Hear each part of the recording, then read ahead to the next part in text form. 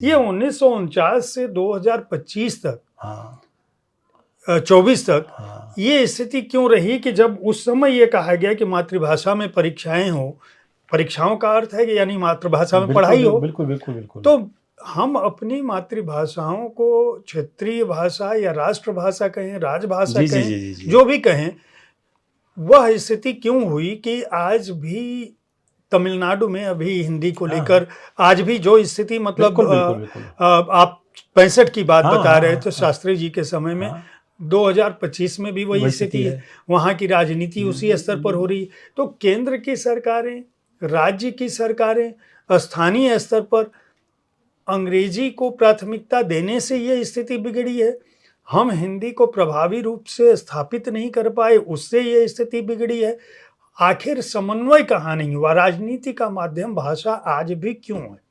ये देखिए, ये बहुत गंभीर प्रश्न है ये। हाँ, आप दिल्ली में रहते हैं, अपने यहाँ के आस-पास इधर उत्तर प्रदेश में। आपने विज्ञापन देखे होंगे, दिल्ली सरकार के भी, उत्तर प्रदेश सरकार के भी। सरकारें विज्ञापन दे रही हैं कि हम अंग्रेजी स्कूल खुलवा रहे हैं अभिभावकों के, मतलब अपनी प्रचार में, मतलब विज्ञापन बड़े-बड़े देखे होंगे। और भी कुछ हमारे देश के कुछ और भी राज्यों ने इस प्रकार के, वो अपनी प्रशंसा में विज्ञापन देते हैं प्रचार के लिए कि हम अंग्रेजी माध्यम के स्कूल खुलवा रहे हैं। शायद उत्तर प्रदेश में हर ज़िले में कितने हैं, दिल्ली में भी ऐसे ही हैं। तो उसका कारण क्या है? मैंने इस बात पे बहुत गंभीरता से सोचा कि सरकार क्यों ये प्रचार कर रही है। हम एक तरफ तो नई शिक्षा नीति आई, हम अपनी मातृभाषाओं की बात कर रहे हैं, दूसरी तरफ सरकार अंग्रेजी माध्यम सरकार जो खुलवा रही है, प्राइवेट का तो समझ में आता था आज तक।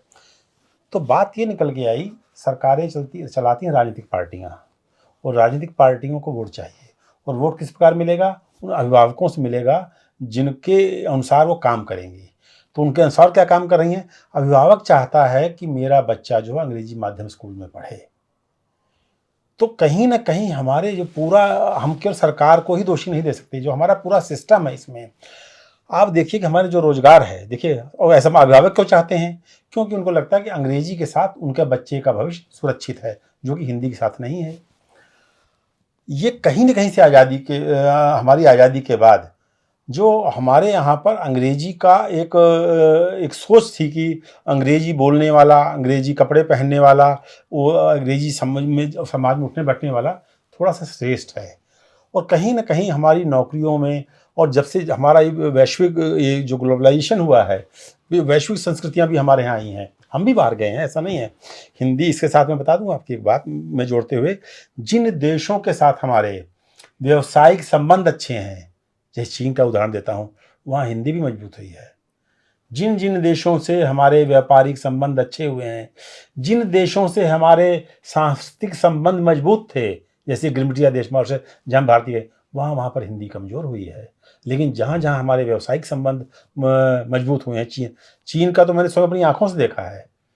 आपको वहाँ की जो गुंज़ू बाज़ार में मैंने देखा कि वहाँ की जो लड़कियाँ जो दुकानों पे सामान बेचती हैं, उन्होंने अपना नाम में सीता, गीता लिखा हुआ है। वो आपसे हिंदी में बात करती हैं। ये बाज़ार की ताकत है। तो जहाँ हिंदी बाज़ार के साथ जुड़ी है, वहाँ हिंदी भी मजबूत हुई है।